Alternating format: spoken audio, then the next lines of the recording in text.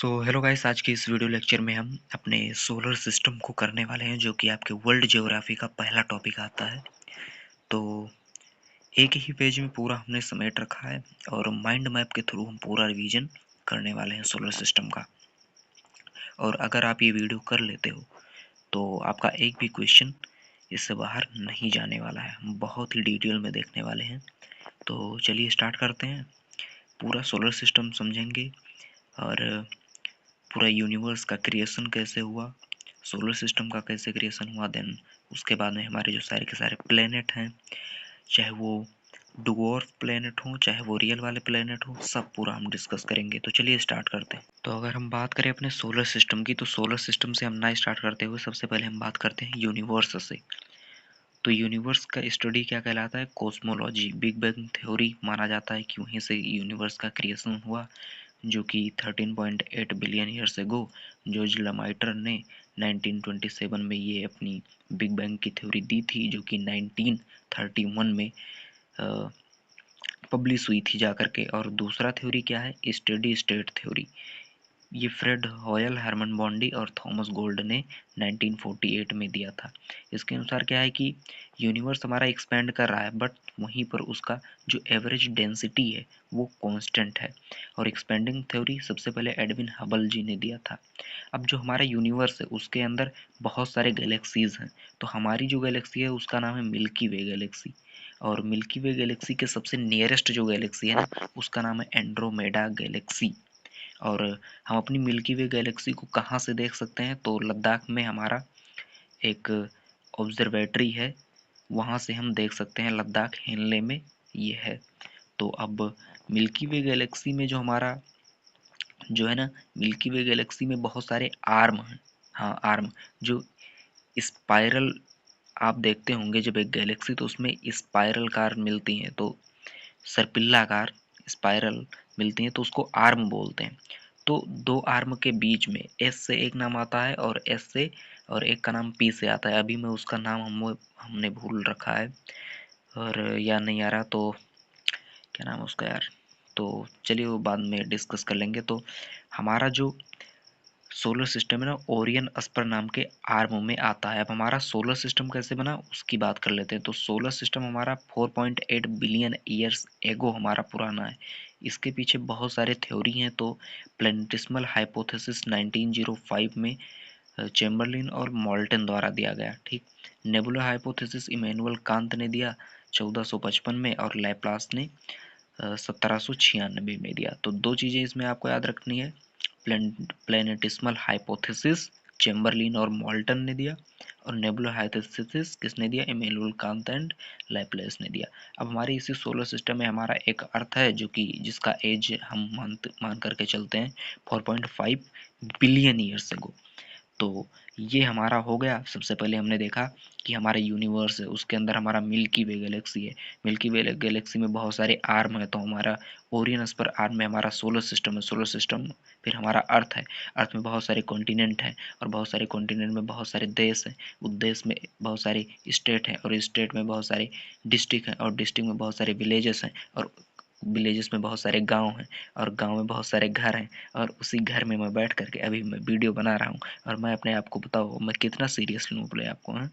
तो अब हम देखते हैं बहुत सारे कॉन्स्टिलेशन के बारे में। कॉन्स्टिलेशन क्या होता है? Group of star is known as constellation. तो सबसे पहले तीन चार पांच, वैसे तो बहुत सारे कॉन्स्टिलेशन है, बस हमको तीन चार पांच कॉन्स्टिलेशन के बारे में जानना है, जिससे हमारे परीक्षाओं में क्वेश्चन पूछे जाते हैं। तो ओरियन है, ओरियन द हंटर के नाम से जाना जाता है। और ओ आर आता है ना, Orion, R for Rigel, Rigel इसका ब्राइटेस्ट स्टार है। कैसियोपिया डब्लू शेप का होता है, 5 स्टार होता है इसमें। Schedar, Cassiopeia, yes yes, Schedar इसका ब्राइटेस्ट स्टार है, ठीक। अर्सा मेजर और अर्सा माइनर को देखते हैं। तो अर्सा माइनर को, अर्सा माइनर एक होता है, तो उसका जो ब्राइटेस्ट स्टार है वो पोलैरिस है, जिसे हम नॉर्दर्न स्टार के नाम से भी जानते हैं, उत्तरी तारा के नाम से जानते हैं, पोलैरिस। अर्सा माइनर में आता है पोलैरिस, ठीक।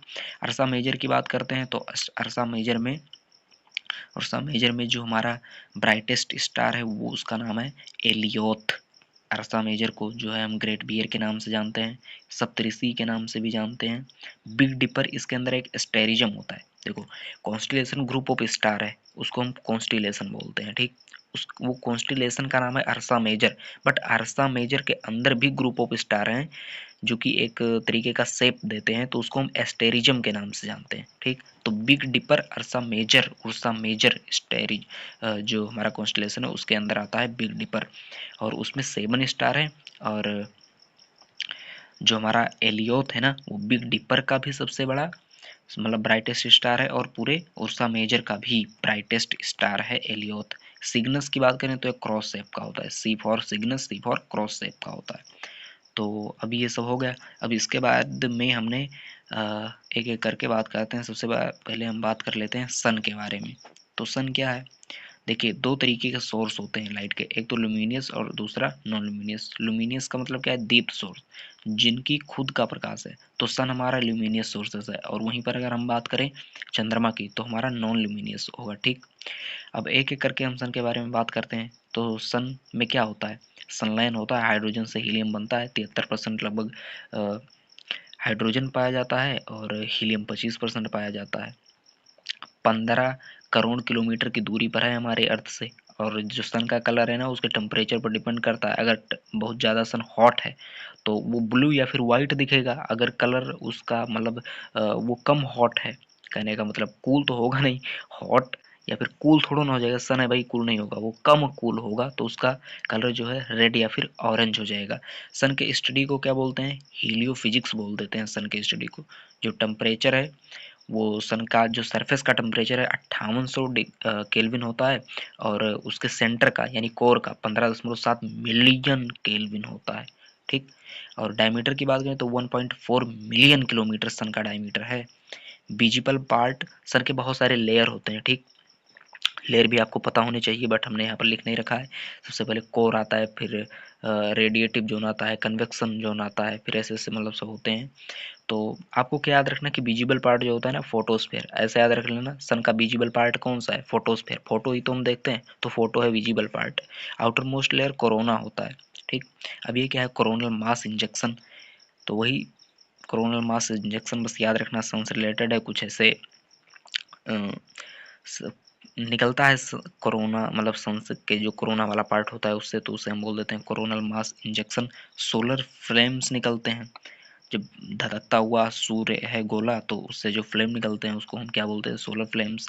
और सन स्पॉट क्या होता है, सन स्पॉट एक ऐसा मतलब उसी के बीच सन के सरफेस पर ही होता है जहाँ का जो टेम्परेचर है वो थोड़ा सा कम होता है, वहाँ की मैग्नेटिक फील्ड हाई होती है, सन स्पॉट का मैग्नेटिक फील्ड हाई होता है, ये आपको याद रखना है। ठीक, अब हम बात करते हैं डिस्टर्बेंसी। जो ये सन स्पॉट है ना, वो डिस्टर्बेंसी क्रिएट कर देता है, जिससे हमारे नेटवर्क कभी कभी उड़ जाता है। तो ये क्या होता है, ये सन स्पॉट के कारण ही होता है, सोलर फ्लेम्स के कारण होता है। ठीक, लेग्रेंज पॉइंट की बात करते हैं, टोटल 5 लेग्रेंज पॉइंट है। अच्छा, लेग्रेंज पॉइंट क्या होते हैं, टोटल 5 ये तो होते हैं, लेकिन ये एक ऐसे पॉइंट होते हैं ना अर्थ और सन के बीच में, यानी सन के अराउंड, ये ऐसे पॉइंट होते हैं जहाँ पर अर्थ की तरफ से और सन की तरफ से लगने वाला जो ग्रेविटेशनल फोर्स है वो कांस्टेंट हो जाता है, मतलब कोई चीज़ जा करके वहाँ पर ठहर जाती है। ठीक, और सन की जो स्टडी करने के लिए आप कुछ भी हम ऐसे मतलब मिशन भेजते हैं तो इसी लैग्रेंज पॉइंट पर ही हम भेजते हैं। अभी तक किसी भी कंट्री ने भेजा है तो लैग्रेंज पॉइंट नंबर 1 पर भेजा है सभी लोगों ने। और लैग्रेंज पॉइंट से भी क्वेश्चन बनते हैं, उसको अभी हम डिस्कस कर लेंगे सबसे आखिरी में।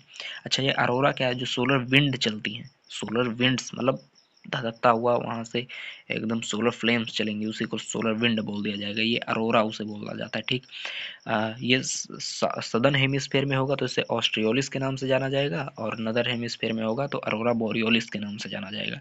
ऐसे याद रख लेना, ऑस्ट्रेलिया हमारा साउथ में ही तो आता है, तो अरोरा बोरियोलिस ऊपर, अरोरा ऑस्ट्रियोलिस नीचे। ठीक, अब हम बात कर लेते हैं कुछ कि लाइट ईयर क्या होता है। 1 लाइट ईयर, लाइट ईयर एक साल में जो हमारा लाइट है ना, जितना भी डिस्टेंस कवर किया, that is called the light year. 1 light year बराबर होता है 9.46 इंटू 10⁻12 किलोमीटर, 9.4×10⁻12 किलोमीटर होता है। एक पार्सेक में 3.26 लाइट ईयर, एक पार्सेक में, तो यानी पार्सेक हमारा लाइट ईयर से भी बड़ा यूनिट है डिस्टेंस का। ओके, अच्छा हम कुछ मिशन की बात कर लेते हैं जो कि सन पर गए हैं। तो Aditya L1 mission PSLV C57 से गया था सितंबर 2023 में, भारत से गया था, श्रीहरिकोटा से इसको लॉन्च किया गया था टू स्टडी कोरोना और क्रोमोस्फेयर को स्टडी करने के लिए इसको भेजा गया था। याद रखना है क्या, आदित्य L1 मिशन 2023 में भेजा गया, PSLV C57। ठीक। Van Allen belt radiation, Van एनएल रेडिएशन बेल्ट क्या है, ये मतलब जो हमारा अर्थ है ना उसका जो मैग्नेटिक फील्ड है, तो उसी मैग्नेटिक फील्ड के एलॉन ये हमारे वॉन एलन रेडिएशन बेल्ट बन जाते हैं। अच्छा, अब ये बताना आप लोग कि अर्थ को मैग्नेटिक फील्ड किस लेयर की वजह से मिलती है, अर्थ के किस लेयर की वजह से, अर्थ को भी हम बहुत सारे लेयर में बांटते हैं ना, तो किस लेयर की वजह से जो है हमारा मैग्नेट। अब हम बात करते हैं मून के बारे में। ठीक, मून के बारे में, तो अभी हमारा चंद्रयान 3 गया था, उसके तो मून पर जो हमारी ग्रेविटी होती है ना वो 1/6 हो जाती है ग्रेविटी। भाई मास किसी भी चीज का कहीं पर भी सेम ही रहेगा, बट जो वेट है ना, वेट एक प्रकार का फोर्स है, वेट एक तरीके का फोर्स है जिससे कोई भी मास अपनी तरफ किसी भी चीज को अट्रैक्ट करता है। तो 1/6 हो जाती है पृथ्वी की ग्रेविटी से मून की जो ग्रेविटी है। अच्छा, मून का जो रोटेशन टाइम है ना रिवोल्यूशन टाइम के लगभग बराबर होता है, 27 या फिर 28 डे का। इसी कारण से हमें जो है मून का एक ही सरफेस विजिबल हो पाता है, एक ही सरफेस हम देख पाते हैं। तो जो हम सरफेस मून का नहीं देख पाते हैं, फार साइड द मून उससे बोलते हैं, साउथ पोल उसी को तो बोला जाता है। और वहीं पर हमारा जो ये चंद्रयान 3 वाला मिशन गया था 2023 में। तो ये सेलेनियन समिट क्या है, तो वहाँ पर मून पर एक पर्वत पाया जाता है, माउंटेन, उसका नाम है मॉन्स हाइजेंस। मॉन्स हाइजेंस का जो हाईएस्ट पॉइंट है सेलेनियन समिट उसे बोला जाता है। मून पर एक क्या है माउंटेन, उसका नाम है मॉन्स हाइजेंस, सबसे हाईएस्ट मॉन्स हाइजेंस। और उस माउंटेन पर एक पॉइंट है, उसका नाम है सेलेनियन पॉइंट, सेलेनियन समिट। ठीक। अच्छा, मून के स्टडी को क्या बोला जाता है, सेलेनियोलॉजी बोला जाता है। अब मून में हम देख लेते हैं कि जो हमारे मिशन भेजे गए, चंद्रयान 1 2008 में भेजा गया था, इसने H2O की मॉलिक्यूल की डिस्कवरी की थी मून पर। और चंद्रयान 2 2019 में भेजा गया, फिर चंद्रयान 3 2023 में भेजा गया, विक्रम लैंडर था हमारा, प्रज्ञान रोवर था, और श्रीहरिकोटा से भेजा गया, मतलब ये शिव शक्ति पॉइंट जिस जगह पर उतरा था उसका नाम मोदी जी ने रखा था।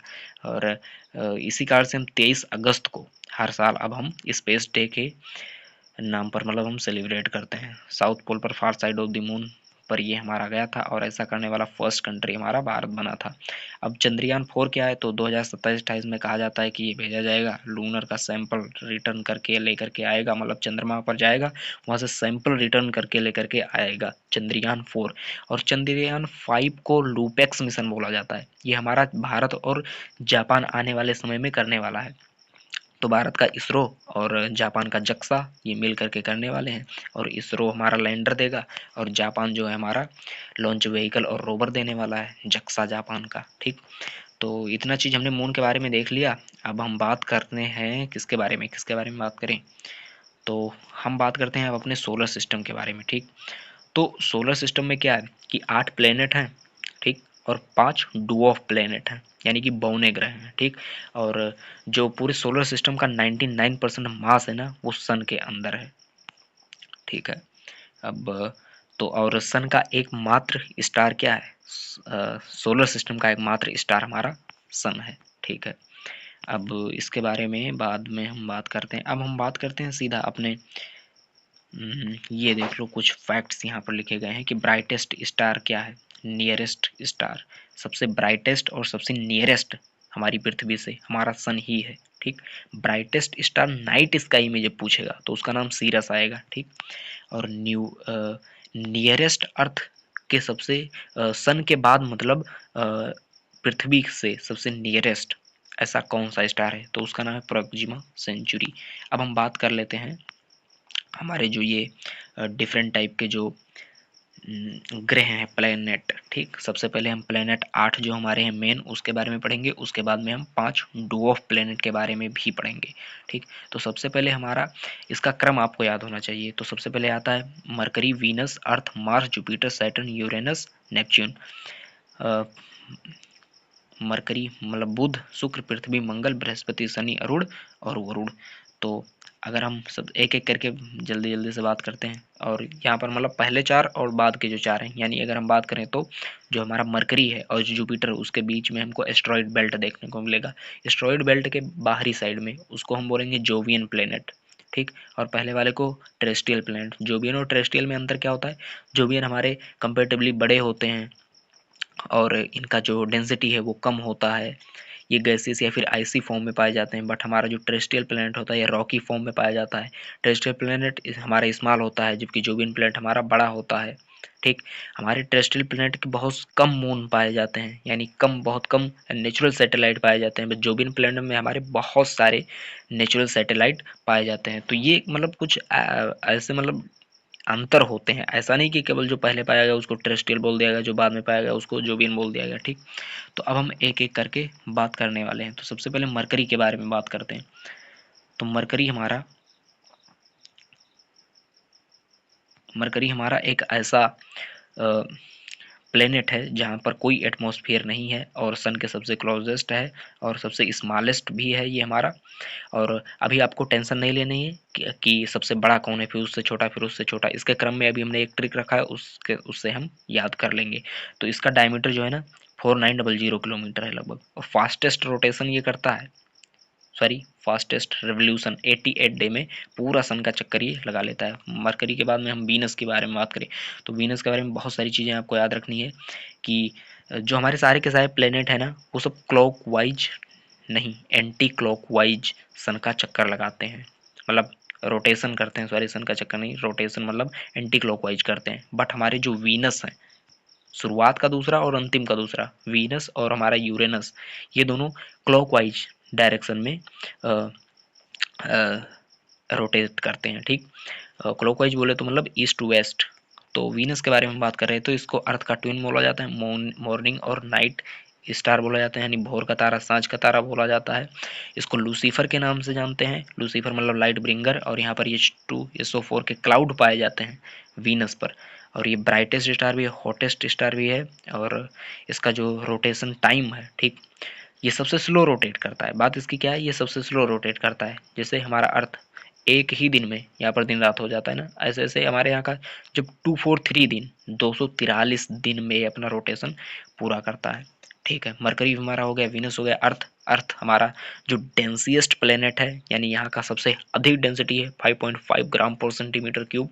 और हमारा इसका एक मून है, यानी natural satellite, that is called the moon. और इसको हम ब्लू प्लेनेट के नाम से भी जानते हैं क्योंकि यहाँ पर सबसे अधिक पानी पाया जाता है, 71% पानी है। ठीक। अब हम बात करते हैं उसके बाद में मरकरी, वीनस, अर्थ, फिर हम बात करते हैं मार्स, मंगल।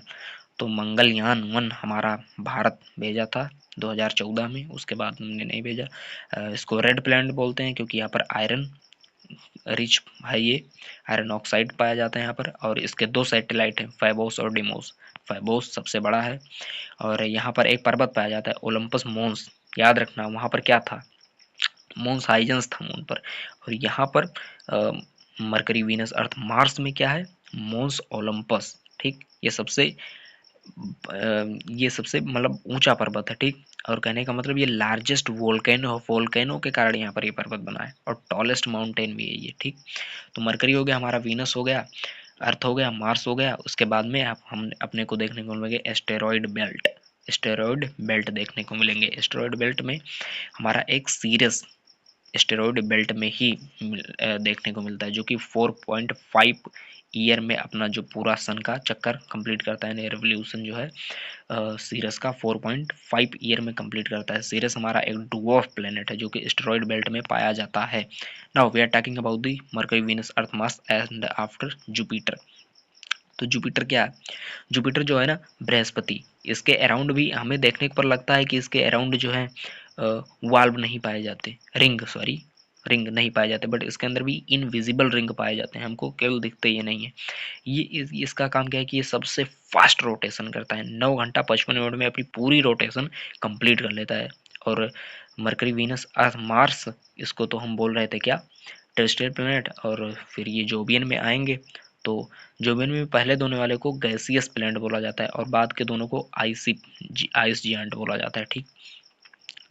तो हम 9 घंटा 55 मिनट में कंप्लीट कर लेता है, बस इसके बारे में इतना याद रखना है। और इसके जो जुपिटर है उसके हमको बहुत सारे मून याद रखने हैं। ठीक। सबसे बड़ा मून इसका जुपिटर का क्या है, गैनीमेड। ठीक। लो यूरोपा, गैनीमेड, कलिस्तो। लाइन से याद करो, लो यूरोपा गैनीमेड कलिस्टो, लो यूरोपा गैनीमेड कलिस्टो, इनको हम गैलीलियन मून बोलते हैं। ये जुपिटर के मून हैं, गैलीलियन मून हम इनको बोल देते हैं क्योंकि गैलीलियो ने इनका डिस्कवरी किया था। ठीक, अनक्लियर रिंग पाया ही जाता है, अभी हमने बताया। फिर हम बात करते हैं, जुपिटर हो गया, अब हम सैटर्न के बारे में बात करते हैं, that is our Sunny Saturn. इसकी डिस्कवरी किसने किया था? गैलीलियो ने शनि की डिस्कवरी किया था। गैलीलियो में हमको रिंग, क्लियर रिंग देखने को मिलते हैं शनि ग्रह में। तो रिंग की डिस्कवरी किसने किया था? 1665 में हाइगन्स नाम के वैज्ञानिक ने किया था। हाइगन्स ने रिंग की। और रिंग के बीच में जो गैप है उसका डिस्कवरी किसने किया था? कसीनी ने 1675 में। 1665 में हाइजेंस, 1655 में हाइजेंस ने किया और 1675 में कसीनी ने कर दिया। 1655 और 1675। अब हम बात करते हैं यूरेनस के बारे में। यूरेनस के बारे में बहुत सारी चीज़ें आपको याद रखनी है। ठीक, यूरेनस हमारा कैसा है? आइस जिएंट में आएगा, जोवियन प्लेनेट है हमारा। तो ये ग्रीनिश दिखता है हमको, जो हमारा यूरेनस है ये हमको ग्रीनिश अपीयर होता है। क्यों? क्योंकि यहाँ पर बहुत भारी मात्रा में मीथेन पाया जाता है और इसको हम रोलिंग प्लेनेट भी बोल देते हैं। और अभी हमने बताया था कि ये क्लॉकवाइज रोटेशन करता है, that is east to west. ठीक, रोलिंग प्लेनेट क्यों बोला जाता है? क्योंकि ये 90 डिग्री से अधिक टिल्टेड है, ये अपने एक्सिस पर 90 डिग्री से अधिक ये टिल्टेड है। तो इस कारण से हम इसको बोल देते हैं। अच्छा, इसके मून की, सबसे बड़े मून की बात करें तो इसके टाइटेनिया इसके सबसे बड़े मून का नाम है। यूरेनस के सबसे बड़े मून का नाम टाइटेनिया है। और टाइटेनिया के बाद भी हमको बहुत सारे मून इसके याद रखने हैं। ठीक, और इसकी डिस्कवरी किसने किया था?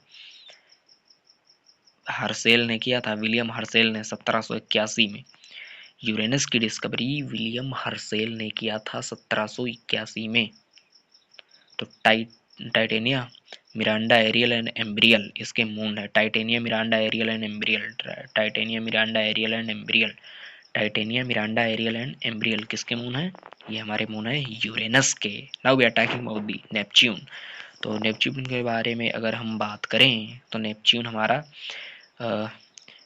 यहाँ पर भी मीथेन पाया जाता है और मैथमेटिकल कैलकुलेशन से इसको डिस्कवर किया गया था। ठीक, नेपच्यून को। और किसने डिस्कवर किया था? तो 1846 में जो जॉन गैली एंड अर्बन लेवेरियर ने डिस्कवर किया था। इसे हम विंडीएस्ट प्लैनेट भी बोल देते हैं। क्यों? क्योंकि यहाँ पर सुपरसोनिक विंड ब्लो होती हैं। सुपरसोनिक क्या होता है, इंफ्रासोनिक क्या होता है, ये सब आप लोग कमेंट में बताओगे। ठीक, कि इनमें क्या अंतर होता है। और इसका सबसे बड़ा जो नेपच्यून का जो सबसे बड़ा जो हमारा ये मून है उसका नाम क्या है? ट्रिटोन। ट्रिटोन लाइन से सबके याद कर लो, सबसे बड़े बड़े, Ganymede, Titan, titania, Triton. Ganymede, Titan, titania, Triton. ठीक, ऐसे याद कर लो। अब इसके बाद में सबसे पहले हमने देखा Mercury, Venus, Earth, then asteroid belt, Jupiter, Saturn, Uranus, Neptune. अब नेपच्यून के बाद में हमको देखने को मिलता है क्यूपर बेल्ट। और इसी क्यूपर बेल्ट में जो हमारा पहले एक प्लेनेट हुआ करता था 2006 के पहले, जिसका नाम था क्या? प्लूटो।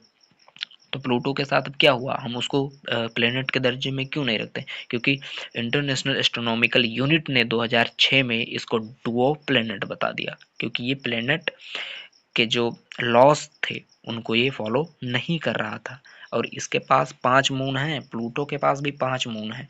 और सबसे जो बड़ा इसका मून है ना वो चारोन है। और ये 248 ईयर में अपना रिवोल्यूशन पूरा करता है। सन के अराउंड जो चक्कर लगाता है वो 248, 2 दूना 4 दूना 8। कितना अच्छा तरीका है याद रखने का। प्लूटो 2 दूना 4 दूना 8, प्लूटो प्लूटो प्लूटो इतना टाइम लेता है चक्कर लगाने में। अच्छा, इस क्यूपर बेल्ट के बियॉन्ड भी हमको ऊटी क्लाउड देखने को मिलते हैं। ऊटी क्लाउड, ऊ ऊ ऊ वो आर टी, ऊ नहीं, ओ ओ ओ ओ ओ आर टी, ऊट क्लाउड। यहाँ पर हमें आइसी ऑब्जेक्ट्स देखने को मिलते हैं। तो जैसे हम वो हमारा वो तो छूट गया कॉमेट, अभी हम देख लेंगे वो। तो कॉमेट ओमेट जो होते हैं ना, वो जब दूर से जाते हैं, आइसी ऑब्जेक्ट्स वो होते हैं, तो वो यहीं से जाते हैं ऊटी क्लाउड से। ठीक, तो अब हम बात कर लेते हैं किसके बारे में? किसके बारे में बात कर लेते हैं? जो हमारे ये 5 जो डुवर्फ प्लेनेट बचे थे उसके बारे में बात कर लेते हैं। तो लाइन से इन पांचों डुवर्फ प्लेनेट को आपको याद रखना है। जैसे आपने अभी याद किया, जो हमारे प्लेनेट थे रियल वाले, वैसे ही अब आपको डॉर्फ प्लैनेट के बारे में भी आपको याद रखना है। Ceres, Eris, Pluto, Haumea, Make, 3-4 बार बोलो। Ceres, Eris, Pluto, Haumea, Make, Ceres, Eris, Pluto, Haumea, Make, Ceres, Eris, Pluto, Haumea, Make. Then अब हमें इसके बारे में कुछ याद भी रखना है, ठीक। जो हमारा सेरिस होता है ये कहाँ मिलता है? एस्ट्रॉइड बेल्ट में मिलता है। 4.5 ईयर में अपना रिवोल्यूशन कंप्लीट करता है, अभी हमने बताया ही था। और सेरिस के बाद में सभी एरिस, प्लूटो, ह्यूमिया, मेक ये सब आपको क्यूपर बेल्ट में मिलेंगे। क्यूपर बेल्ट कहाँ था? बियॉन्ड द नेपच्यून, नेपच्यून के बाद में था, ऊटी क्लाउड के पहले आता था, ठीक। तो वहां पर ये हमको देखने को मिलेंगे, एरिस, प्लूटो, ह्यूमिया और मेक। जो आपका मेक है ये 310 ईयर में अपना रिवोल्यूशन कंप्लीट करता है। ये सब याद रखना, मतलब हमने वही पॉइंट लिखे हैं जो कभी ना कभी क्वेश्चन एग्जाम्स में पूछे गए हैं। तो मेक 310 ईयर्स में अपना रिवोल्यूशन कंप्लीट करता है। और अभी हमने देखा था किसका, जो हमारा डुओ प्लैनेट था प्लूटो, प्लूटो कितने टाइम में कंप्लीट करता है बताओ? 248 ईयर में अपना रिवोल्यूशन। ह्यूमिया 285 ईयर में अपना कंप्लीट करता है।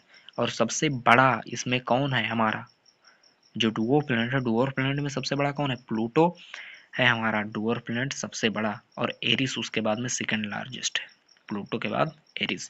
अच्छा अब हम याद कर लेते हैं, अभी हमने कहा था कि हम याद कर लेंगे कि सबसे बड़ा हमारा प्लैनेट कौन है, उससे छोटा और उससे छोटा और उससे छोटा और उससे छोटा। अच्छा हमने अभी इसके बारे में ये तो चीज बात ही नहीं किया ना, कि जो हमारा ये सैटर्न है ना, सैटर्न जो है ये हमारा सैटर्न यानी कि शनि, जैसे हमने देखा था कि जो हमारा अर्थ था वो हाईली डेंसिएस्ट प्लेनेट था, ठीक, डेंसिएस्ट प्लेनेट था। वैसे ही सबसे लीस्ट डेंसिटी वाला प्लेनेट कौन होता है? तो सैटर्न होता है। सैटर्न का डेंसिटी इतना कम होता है ना कि कहा जाता है कि वो वाटर पर फ्लोट करने लगेगा, ठीक। तो ये हो गया हमारा। तो अब हम कैसे याद रखने कि सबसे बड़ा प्लेनेट कौन है? तो जे सन ईवीएम मरकरी, जे सन ईवीएम मरकरी। अच्छा जे सन, जे जुपिटर, सैटर्न, यूरेनस और नेपच्यून, ये आपके सारे के सारे जो आपके जोबियन प्लेनेट थे वो भी इसमें आपको याद हो गए। तो जेसन, EVM, Mercury, E for Earth, V for Venus, M for Mars हो गया, और मरकरी तो सबसे छोटा है। तो अब ये आपको याद हो गया। अच्छा हमने कुछ यहाँ पर छोड़ दिया था, ये जिसे हमने देखा था यूनिवर्स के अध्ययन को हमने बोला था कॉस्मोलॉजी। तो वैसे जब हम एस्ट्रो एस्ट्रोनॉमी क्या होता है? एस्ट्रोनॉमी क्या होता है? साइंस जो कि डील करती है सेलेस्टियल बॉडी से। सेलेस्टियल बॉडी क्या है? मतलब खगोलीय पिंड। सेलेस्टियल बॉडी का मतलब खगोलीय पिंड जो कि आसमान में पाए जाते हैं। तो उन सब से रिलेटेड जो हम स्टडी करते हैं ना, that is called the astronomy. Astronomy. तो एस्ट्रोनॉमी के अंतर्गत में हम किन किन चीज़ों का अध्ययन करते हैं? जैसे हमारे हो गए एस्टेरॉइड। एस्ट्रॉइड क्या है? रॉकी ये होते हैं, ऑर्बिट करते हैं सन के अराउंड। जो हमारा एस्ट्रॉइड बेल्ट था उसमें तमाम तरीके के एस्ट्रॉइड थे, तमाम बहुत सारे एस्ट्रॉइड थे, ठीक। और वो ऑर्बिट कर रहे थे सन के अराउंड, रॉकी थे, बिल्कुल चट्टान वो थे, तो उसको एस्ट्रॉइड बोला जाता है। अब इसमें बहुत ध्यान से समझना, ये इंपॉर्टेंट है। मिटियोराइड क्या है, मिटियोर क्या है और मिटियोराइड क्या है? मिटियोराइड जब वो ऊपर ही है, घूम रहा है, एस्ट्रॉइड ही है मिटियोराइड। और जब वो आने लगा और हमारी जो एटमॉस्फेयर है उसमें वो प्रवेश कर गया और वो बर्न हो गया, that is called the Meteor. और मिटियोराइट, जब मिटियोर जो था वो आकर के टकरा गया, ठीक, हमारे अर्थ पर आकर के टकरा गया, मेटेओराइट टा से टकरा गया, तो उसको क्या बोल देंगे? मेटेओराइट, ठीक। अच्छा और ये क्या होता है? जो हमारा कॉमेट होता है, कॉमेट क्या है?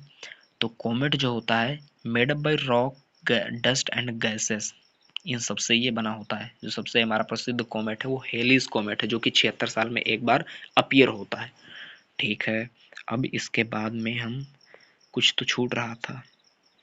ये नेबुला, नेबुला हाइपोथेसिस जब हमने कहा, तो ये नेबुला क्या है? Rotating cloud of dust particle, dust gases in सब का रोटेटिंग जो क्लाउड होता है पार्टिकल का, तो उसको हम क्या बोल देते हैं? उसको बोल देते हैं हम नेबुला। तो आई होप कि सारी के सारी चीज़ क्लियर हो चुके हैं। तो थैंक यू सो मच। अब नेक्स्ट वीडियो में हम इंडिया के बारे में बात करेंगे, इंडिया का पूरा मैप डिस्कस करेंगे और important topic Indian and it's जो टेरिटरीज हैं, ठीक, वो हम करने वाले हैं नेक्स्ट वीडियो में। तो thank you so much. Video अगर पसंद आया हो तो सब्सक्राइब करना चैनल को। और ये पूरा अगर आप इसका स्क्रीनशॉट लेना चाहते हो तो आप इसका स्क्रीनशॉट ले सकते हो।